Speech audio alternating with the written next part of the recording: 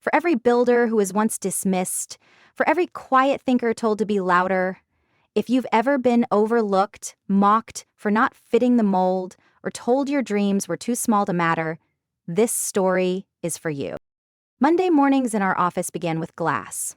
Glass walls, glass doors, glass stairs. Everything see-through, yet somehow nothing seen.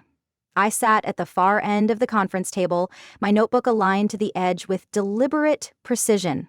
One line of black ink. Half a sip of lukewarm coffee. 3 minutes early. The morning meeting started with a click of heels. Not loud, sharp, intentional. Marla Vex always timed her arrival as a statement. She didn't announce herself. She let the rhythm of her footsteps and the soft rustle of her coat command attention before she even spoke. "Morning, team," she said, sliding into her chair like a talk show guest. She always wore beige. Power beige. The kind that said, "I belong here," and the lighting agrees. Today, it was a perfectly pressed trench over a cream blouse, cinched at the waist with a belt the color of old gold. Her laptop snapped open like a portfolio audition. The rest of the room straightened.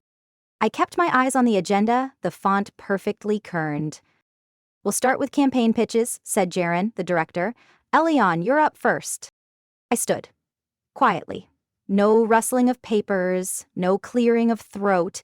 My hands were steady, my deck minimal. Clean lines. Dark background, white text. Every word chosen for weight. The first slide lit up. A soft gradient. A serif typeface. Silence, the kind that means people are actually looking. Then Marla leaned back in her chair and smirked. "Elian," she said, her voice dripping honey, "is this one of your signature gray script moves?" A few chuckles followed. Not loud, not cruel, the kind that excused itself midair as if it hadn't meant to happen. I didn't look at her, I moved to the next slide. The campaign focuses on tactile branding, matte finishes, weighted cards. The goal is permanence. "Oh, I see," she said, fingers drumming against her coffee cup. "You're still boxing up ambition like it's artisanal soap." Another round of laughter, a little louder now. Jaren smiled tightly but said nothing. The room stayed still, the way people do when they're deciding if this is a joke or a truth dressed in silk. They laugh because I never bark back. I looked up, held the room for a second, let the silence stretch. "Matte absorbs more light," I said, calm and even. "The human eye is drawn to depth. That's where memory lives." Then I sat down. She smiled like I'd given her permission. In the cafeteria, the light always felt a little too white, like the tiles were part of some clean room experiment. I sat near the back, where the shadows from the vending machines softened the harshness of it all. My lunch sat in front of me, 2 compartments, one for rice, one for grilled vegetables, steel box, no frills. I'd just unscrewed the lid when she arrived. Trays always seemed lighter in her hands, like even objects bent themselves to her energy. She sat across from me without asking. "That smells healthy," she said, unwrapping a sandwich with branded bakery wax paper. "Still meal prepping in bulk like a minimalist monk?" I didn't answer. I arranged my chopsticks parallel to the container. "Cardboard chic," she added, tapping her nail against the lunchbox. "Very on brand." She wasn't cruel, that was the worst part. Marla never raised her voice, never insulted outright. Her words danced. They didn't cut, they corroded, slowly, elegantly, like perfume that stains. You don't correct people like her, you outlast them. I took a bite. The rice was cold, but well cooked. I'd made it Sunday evening after wrapping up a label mock-up for a small tea brand in Busan. I hadn't told anyone. That was the rule. Work quietly, ship quietly. "You know," she said, taking a sip from a bottle wrapped in eco-friendly craft paper, "you could actually go far if you stopped hiding behind lowercase logos. They want you visible because they can only measure what they can name. But growth doesn't require applause. It requires roots." Her eyes lingered on me for a moment longer. Then she stood. Her perfume stayed behind, lavender and expensive confidence.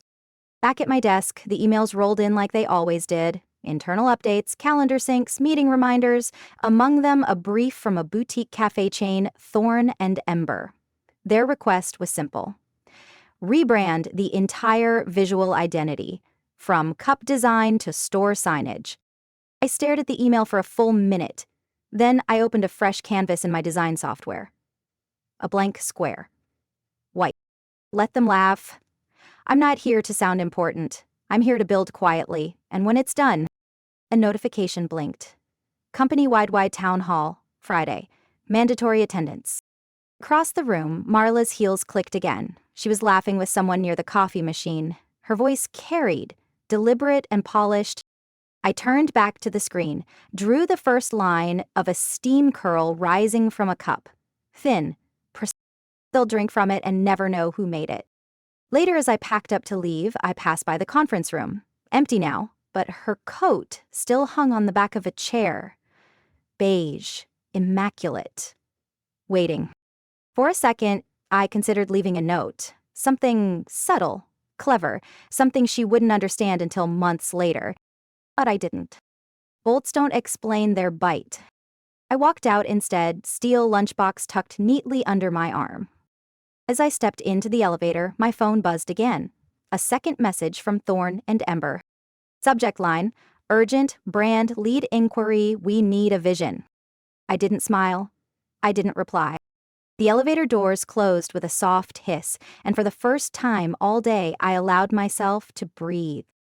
Let her keep her punchlines. I was already building the stage. The apartment door shut behind me with a gentle thud, sealing out the hum of fluorescent hallways and distant elevator chimes. The weight of the day didn't crash down. It pooled, slow and deliberate, in the hollow of my collarbones. I loosened my tie with 2 fingers, the silk folding into itself like a sigh that had waited too long to exhale. I walked across the hardwood floors in silence. No music played here, no television murmurs filled the air, only the soft scuff of my socks against polished grain and the low click of the desk lamp switching on, an amber glow that spread across a battlefield of paper, ink, and precision tools. Grayscript lived here. Not on some glossy website, not in sponsored posts. It lived in the measured space between my ruler and the edge of the cutting mat, in the fading corners of Pantone swatches frayed from overuse, in the disciplined rows of custom fonts I'd drawn by hand, every serif a rebellion against the noise outside. I hung my blazer over the chair, rolling my sleeves past the elbows, revealing the ink stain that never quite came out. My fingers flexed over the mouse, then reached for the pen tablet. The screen blinked awake. There it was, the Thorn and Ember brief. I opened the file. Brand overhaul request. Full identity development, storefront design, packaging, and customer-facing tone alignment. My eyes scanned the bullet points, but it wasn't the technicals that held me. It was the unspoken trust. They hadn't asked for a pitch deck, they hadn't requested samples. They'd asked for vision. I leaned back slightly, the chair creaking in a familiar, almost reassuring way. A small smile threatened the corner of my mouth. Not pride, not victory. Recognition. The kind that doesn't need words. I clicked open the inspiration board. Soft matte textures, inked paper sleeves, subdued black with whisper-thin silver lines. Every frame carried a certain weight, not heavy, steady. Like steam rising in winter, I adjusted the kerning between letters, watched the logo breathe. I never wanted to be seen, I whispered to no one. I wanted to be irreplaceable. That was always the goal. The clock ticked past midnight. My fingers moved through their familiar ritual. Edit, export, print. I lifted the test sample from the tray, the texture whispering under my thumb. The lines were sharp. The silence they held louder than any headline. As I cleaned my pen, a memory surfaced, uninvited, in a different conference room. Earlier days, less polish on my sleeves, more hope in my voice.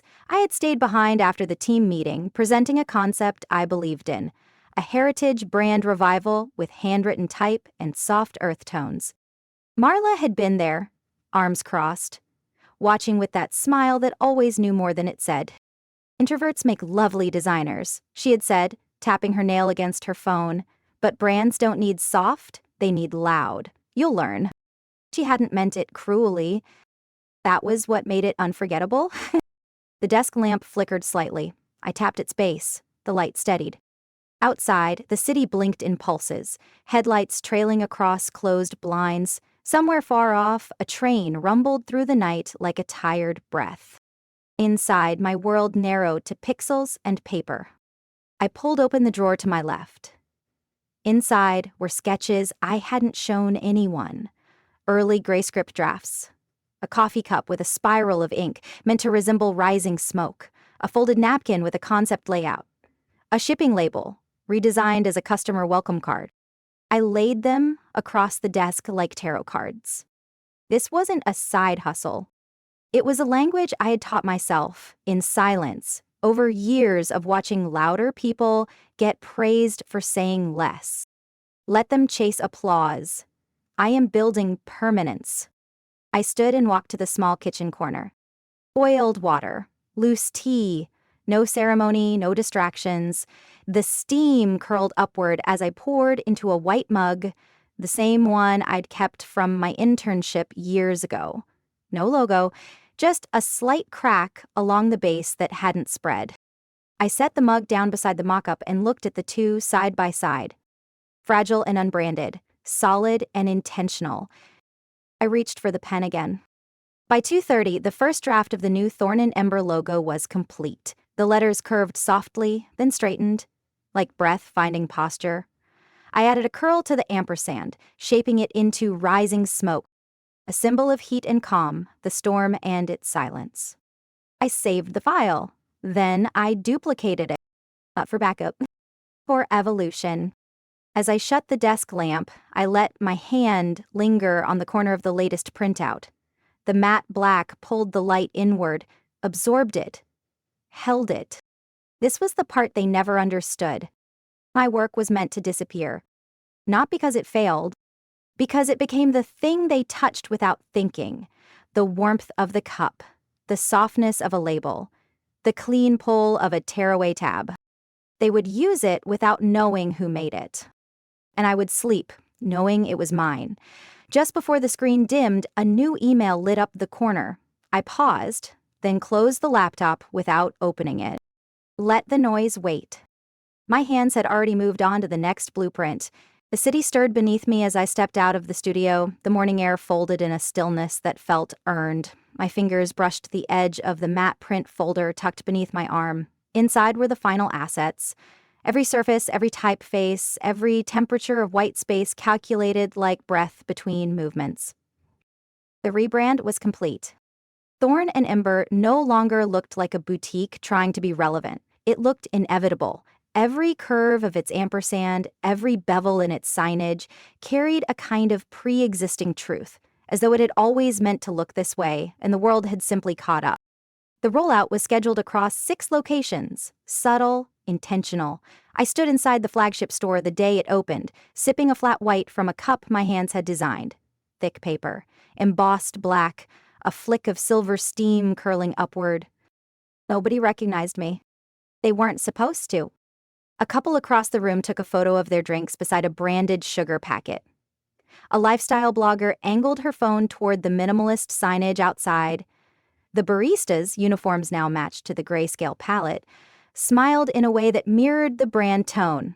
Calm, collected, quietly warm. My phone buzzed. One new message mentions Thorn and Ember aesthetic trending. I didn't open it. Instead, I stood near the far counter, where the ambient lighting washed across the logo like flame against coal. A soft voice interrupted the silence behind me. "Excuse me, are you the designer?" I turned slowly. A young woman stood there, early 20s, probably a design intern. She was holding one of the branded cup sleeves, eyes bright. "I recognized your style. I follow grayscript." I hesitated, then offered a small nod. Her smile widened. "I'm trying to learn this restraint. Everything I make feels loud." I glanced at the sleeve in her hand, then back at her. "Loudness isn't clarity," I said. "It's often just fear dressed in fonts." She blinked, then nodded slowly, the words catching somewhere deep. She didn't ask for a picture, didn't beg for a repost. She simply tucked the cup closer and returned to her seat. One person understood that was enough. By the following week, Grayscript's inbox overflowed. Inquiries came in waves. Indie publishers, fragrance brands, even a startup law firm seeking elegant minimalism with gravitas. They all wanted what Thorn and Ember had, not attention, authority. I read every message, reply to less than half. I declined interviews, no articles, no podcasts, no panels. What they wanted was noise. I wasn't here for noise. I was building weight. Clients I did accept were carefully chosen. They respected space, understood pacing, knew that a brand didn't need to shout if it could resonate. The day I returned to the corporate office, contractual, one last meeting, I felt it immediately. The shift, not in volume, in temperature. People looked up when I passed. The intern who usually handed me copies said, "Loved that cafe, by the way." Her tone was different, curious, maybe even reverent. I didn't answer. I walked the hallway like a man who had been buried in their filing system and quietly returned with a blueprint. Marla's voice met me before her eyes did.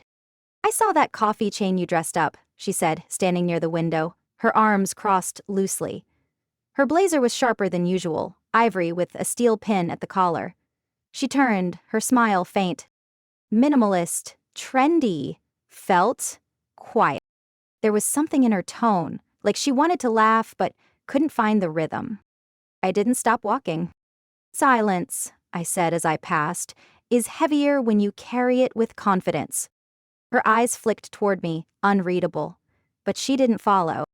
Behind her, the glass reflected everything she wasn't saying. In the elevator, I stood with a junior designer I barely knew. He held a notebook with Grayscript mood boards printed on the cover.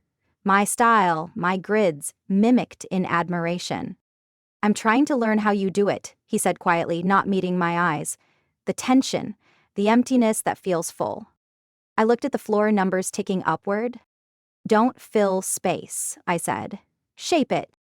When the door opened, he stayed a second longer, then bowed slightly, not with formality, with understanding. Later that night, back at the studio, I stared at the analytics report. Metrics had surged, mentions climbed, brand impressions went up by 57%. None of it felt loud. It felt anchored, like I had carved something into the static of the internet, and it stayed. On my desk sat the original sleeve design, the first one I printed and pressed by hand. I ran my fingers over the ridged silver lines. This is what authority looks like. Not viral, not noisy, recognized, trusted, carried forward by others. I walked to the window and opened it slightly.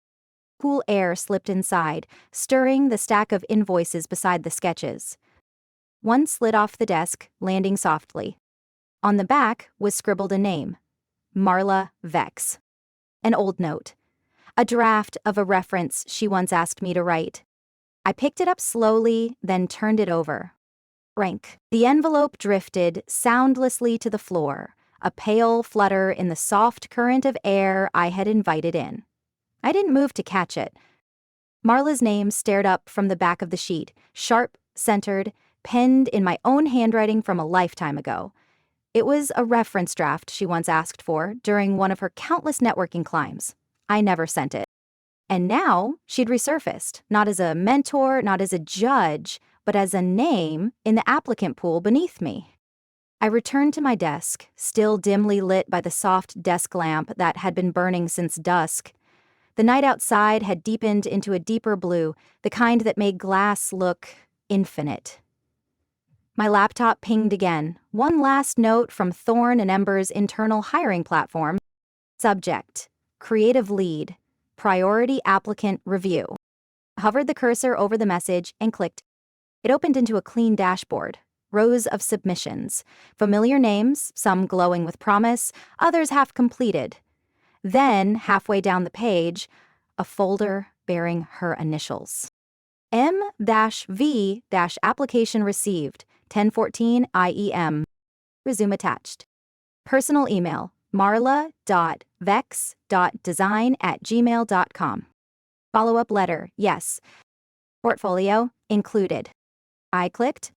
Her resume appeared in muted tones. Charcoal headers, sleek font, polished, of course. Every section carefully curated, every bullet point a symphony of tailored impact phrases. Words like strategic, multi-channel, scalable vision lined the document like she'd personally rebranded time itself. I scrolled further. There it was, the line, mentored rising creative voices across cross-functional teams. I leaned back slowly. My fingers rested on the trackpad, unmoving. That's how she remembered it, or perhaps how she needed it to read. I clicked into the follow-up letter, a short message, professional, polite, subtle flattery. Gray scripts. Recent rollout for Thorn and Ember was masterful. I've long admired the clarity behind your work, especially your ability to find strength in restraint. I believe I can bring both experience and fresh perspective to your evolving brand ecosystem. It was written the way she always spoke, smooth, efficient, suggestive of legacy without begging for inclusion. She doesn't know who reads this now. She doesn't know the silence belongs to me. I could have replied. I could have forwarded the application to HR with a highlighted note. I could have denied it outright. Instead, I closed the email softly. The system didn't blink. Her files stayed in the pending queue, still time-stamped, still hopeful. I turned off the screen. In the quiet afterward, I brewed tea with unhurried hands. The water boiled slowly, hissing like a whispered memory. I poured into a matte black cup, the prototype I never released.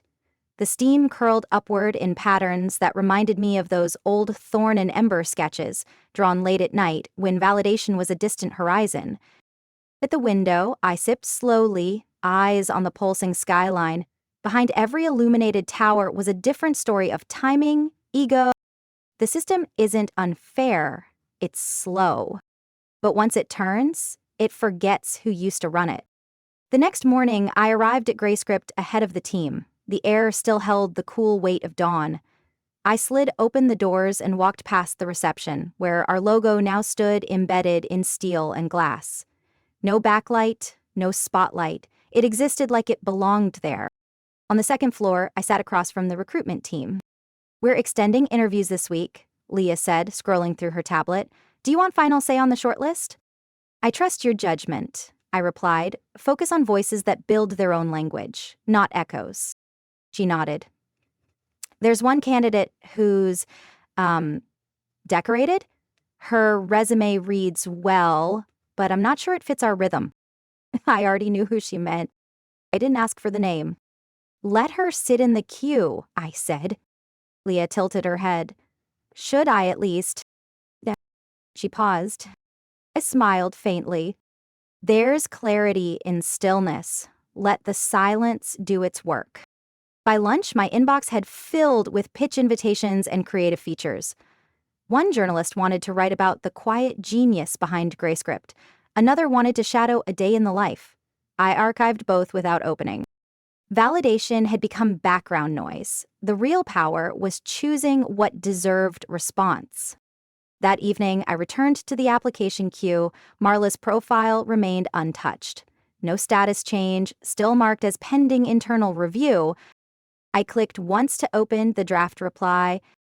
The cursor blinked inside the message box, awaiting the shape of my reaction. Then I typed, slowly, "Thank you for your interest in our creative team. Your application has been received and is under review." I hovered over send. My finger stayed there, a breath, a heartbeat. Then I pressed backspace. Every letter disappeared.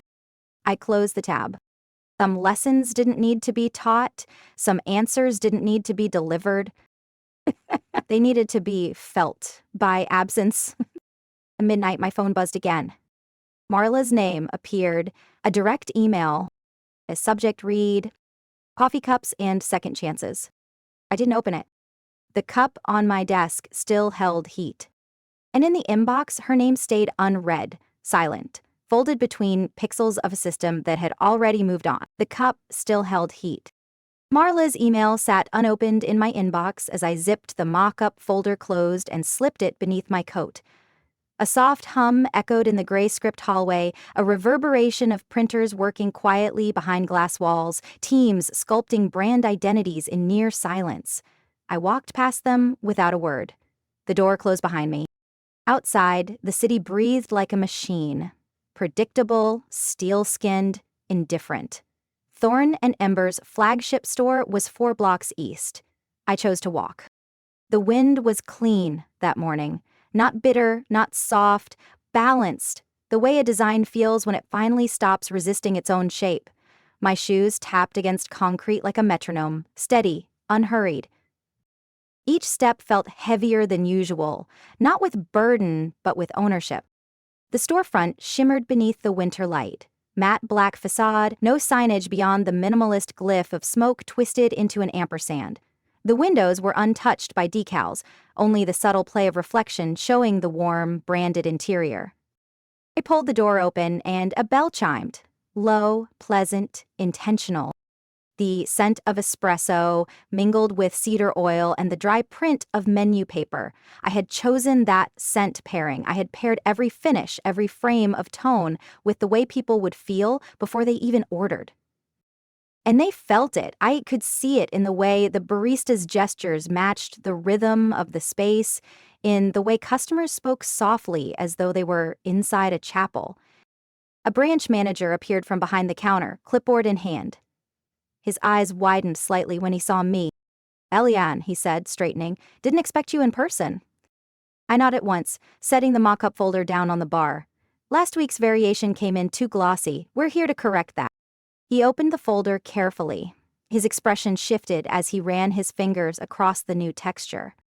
"Matte again," he said quietly. "You were right. It fits the tone." That's when I felt her. Before I saw her, I felt her. There's a temperature that enters a room when someone from your past walks into your present. It wasn't dramatic. It wasn't heavy. It was precise, like the click of her heel on tile. I turned my head slightly, just enough to confirm. Marla was seated near the window, laptop open, fingers poised above the keys, but unmoving. Her coat draped over the back of the chair, designer beige against soft charcoal upholstery. A clipboard sat to her right, half-filled, tilted slightly as though her hand had trembled. She saw me. Of course she did. Her gaze locked on, quick and searching. And then a smile. The one she used in presentations, measured at the corners, never showing teeth. A peace offering without substance. The movement was small, controlled, intentional. She gathered her clipboard, smoothed her blouse at the sides, lifted her chin the slightest degree, and then she started walking toward me. I turned to the manager again. "Replace the backlight in the wall menu. Too sharp," I said, without glancing at her. "Matte black holds better without the glow." He nodded. Noted. Marla stopped, 2 steps away, her clipboard now gripped at the edge, knuckles pale. "Eliane," she said, voice gentler than I remembered. I continued speaking to the manager, and the silver on the sleeve. "We keep the ink embossed. No foil. It cheapens the texture." She hesitated. I could feel it. The shift in her breath, the pause in her throat before she tried again. "I didn't know you'd be auditing this location." "Of course you didn't. You submitted a resume into a system you no longer designed." My eyes remained forward. The room, my tone, my silence, all held form. She used to mock the weight I carried. Now she can't even get a reply. The manager glanced between us. He sensed it, but said nothing. "Should I bring the regional assistant out for the lighting review?" he asked. "Yes," I answered. "We'll finalize positioning before end of week." Behind me, Marla shifted her stance. The clipboard tilted. I heard the corner tap lightly against her leg. "Grayscript's work here is powerful," she offered. "I've been observing the flow. It's evolved." Still I did not respond. Not to her. I picked up the folder.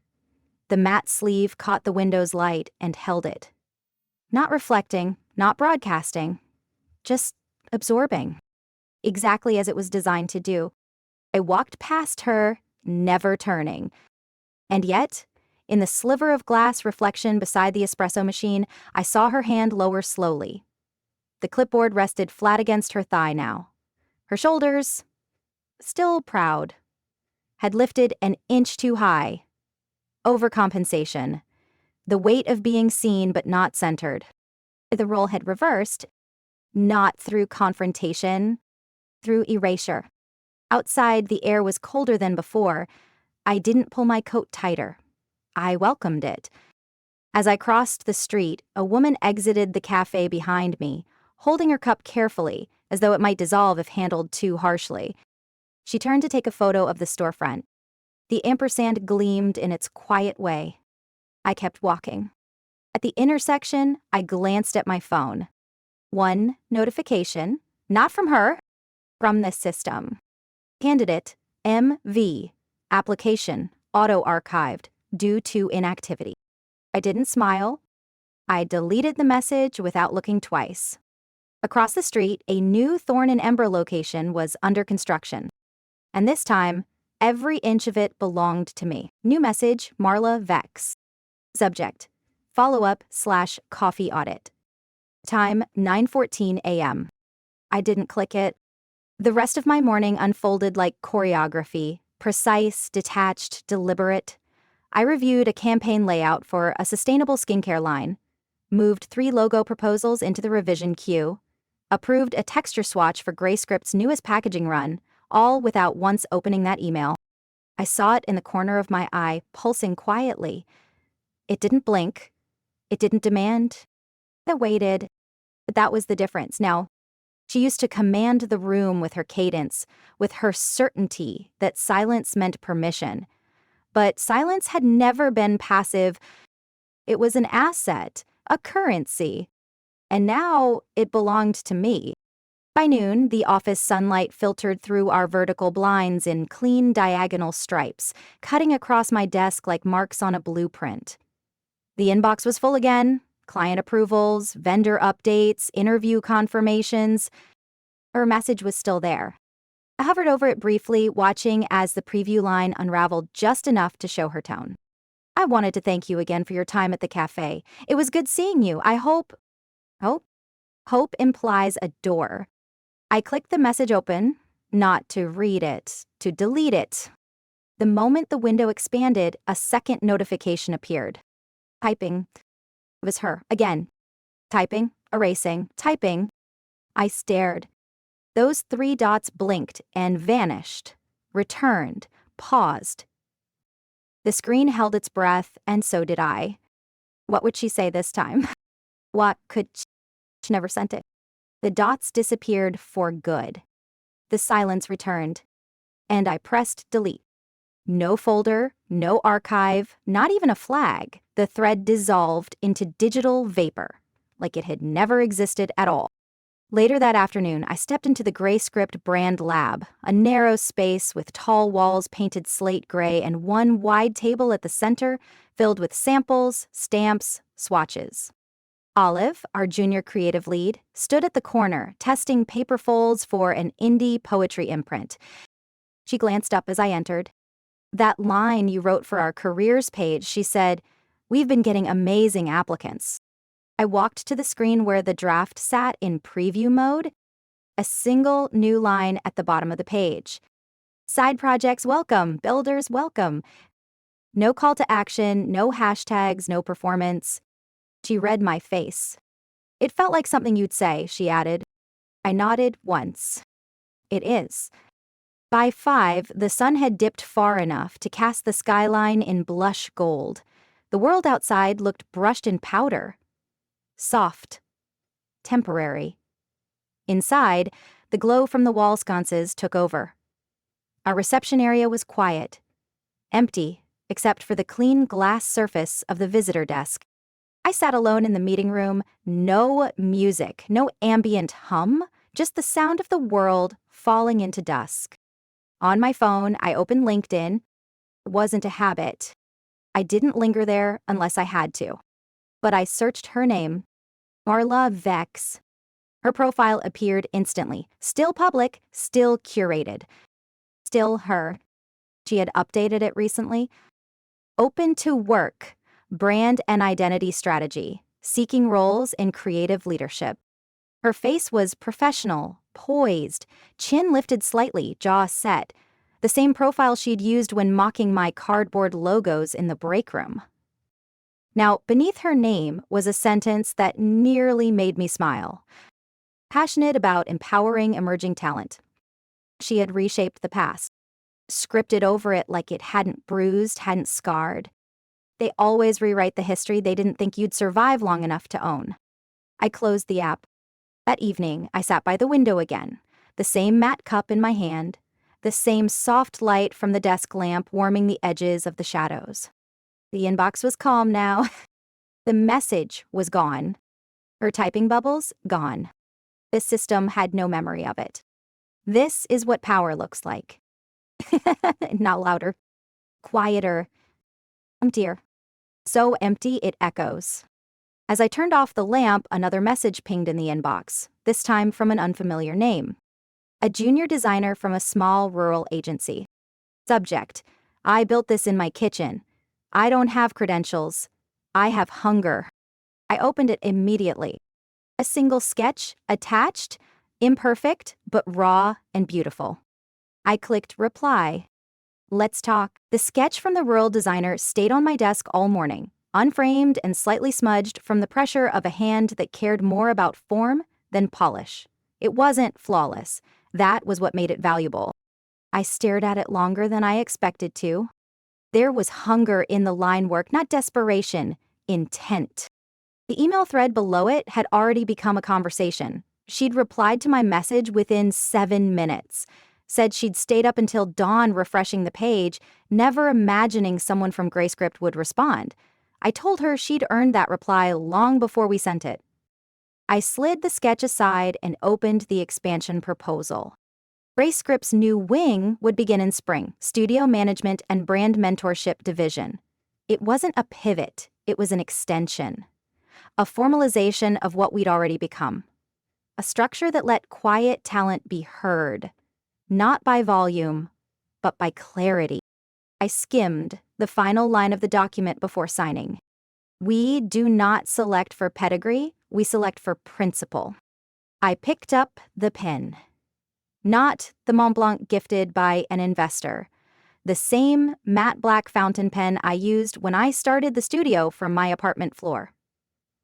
The ink dragged a little as I signed, slow, resistant, like it didn't want the moment to pass too quickly. Later, as I stepped into the design floor, a wave of murmured focus wrapped around me. Nobody turned to gawk. No one stood to perform acknowledgement. That was the culture we'd built.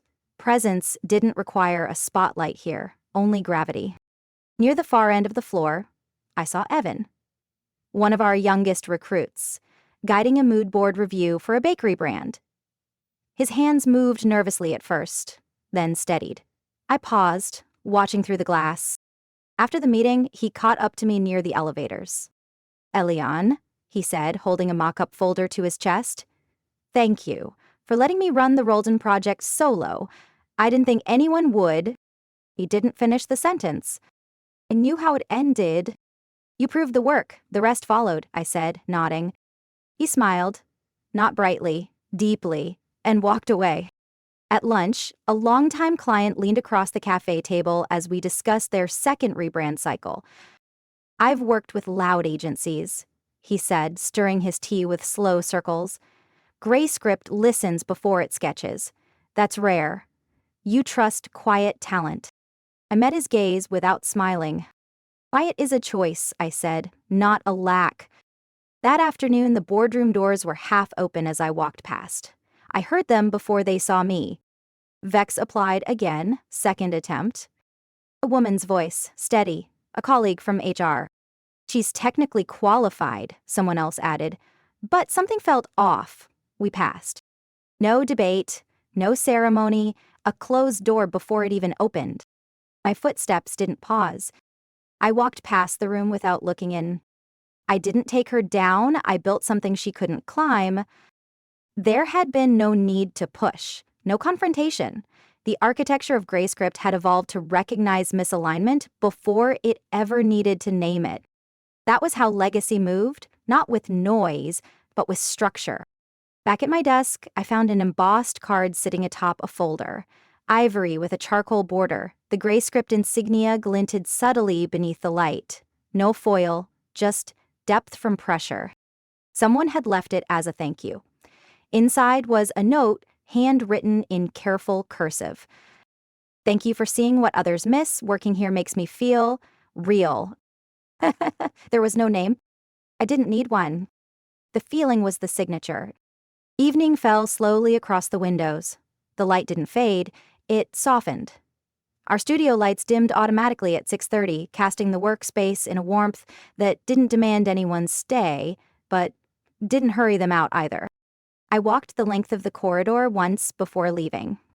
Olive was still in the conference room, reviewing prototypes under a muted overhead lamp. Her eyes tracked layouts with the same quiet rigor I once poured into my earliest sketches. She didn't look up as I passed.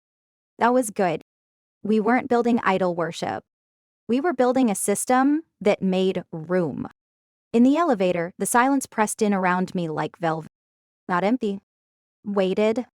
The kind of silence that says everything was earned.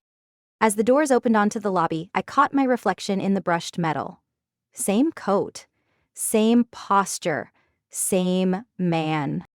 And yet everything had changed. Back then, I was a ghost in glass offices, spoken around, smiled at, silenced between jokes.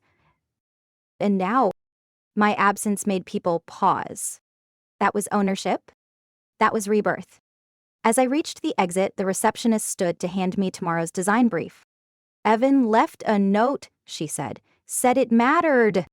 I opened the small, folded square. His handwriting was shaky, but clear. "Thanks for building a place where quiet doesn't mean invisible." I folded the note once, slid it into my coat pocket. Outside, the streetlights had begun to glow. And inside GrayScript, the silence held shape, like a monument. The morning air outside the cafe was clean, clear in that early hour way, before footsteps and conversation diluted it. The glass front of the shop reflected a softened version of the street behind me, diffused, like everything in view was still deciding what kind of day it would become. I pushed the door open. The bell overhead gave a low, single chime. Inside, the scent of cedar and espresso curled toward the ceiling beams like incense. Everything was quiet, intentional. The walls held that balance of wood and shadow, of design that didn't want to be admired, only understood. The barista glanced up, recognized me, and gave a nod. No words. We understood each other now. An unspoken gratitude passed between the people who don't need noise to mean something. I ordered nothing. I wasn't there for coffee. Near the far corner, tucked between a tall plant and a street-facing window, a girl hunched over a sketch pad, her hair pulled back in a soft, messy twist.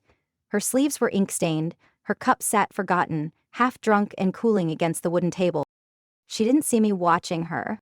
She was too focused, cross-legged, brows pinched slightly as she adjusted a curve on the page. Her pencil moved in small, nervous strokes. Every few seconds she paused, not to rest, but to stare. To assess. To wonder if her lines deserved the space they took up. I had known that posture. I had worn it. I walked over slowly, the matte cup from earlier still warm in my hand. She looked up, eyes wide for just a second, not out of recognition, but from the intrusion of movement. I offered a faint smile, then reached into my pocket. I placed a folded card on the edge of her sketch pad, my own handwriting, simple and centered. "Build quietly, they'll hear you anyway." She blinked, then looked up again, her lips parting. Not to speak, to process. The note, the presence, the weight of something she didn't yet know how to hold. I nodded once, then turned and left before she could ask who I was. It didn't matter.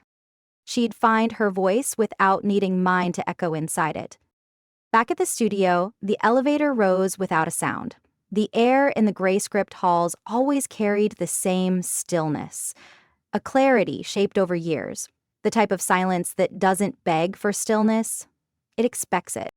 As I stepped into the main corridor, my eyes landed on the inscription now etched into the lobby wall, behind our reception desk. Design is identity, silence is design. It had been Olive's idea. She pitched it during our expansion rebrand, voice trembling, unsure if I'd approve the sentiment. I didn't say anything at first. Then I handed her the original gray script prototype card and said, "Carve it." It had stayed ever since.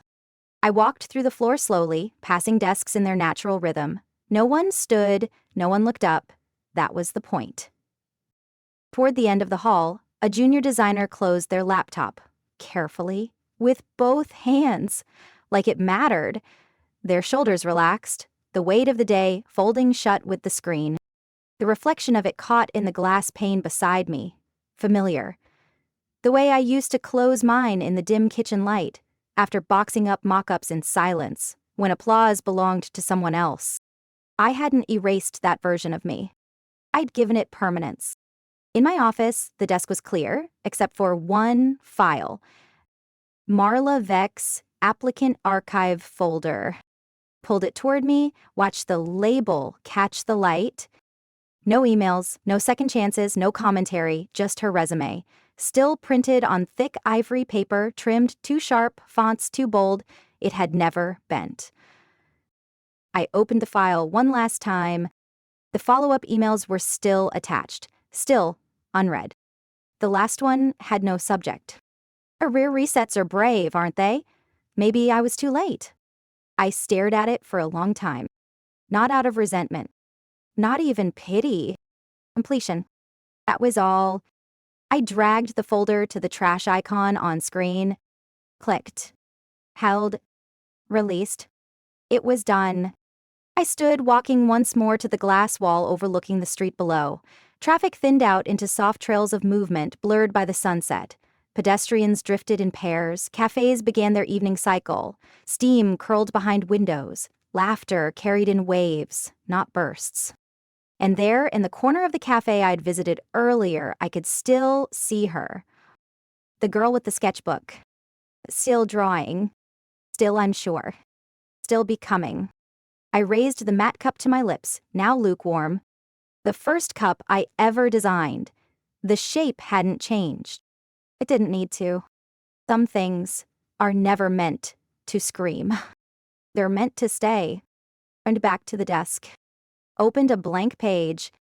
Typed a single line for our next recruitment wave. We value those who build before they're seen. You don't erase people. You erase the part of yourself that needed them to notice. And then you design without them. Sometimes, the deepest wounds don't come from betrayal, but from being underestimated, dismissed, or made to feel small for dreaming quietly. We convince ourselves that patience is weakness, that silence is submission.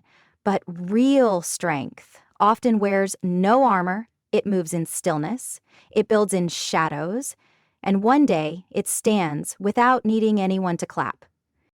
Share your story in the comments. What was the moment you stopped seeking validation and started building for yourself?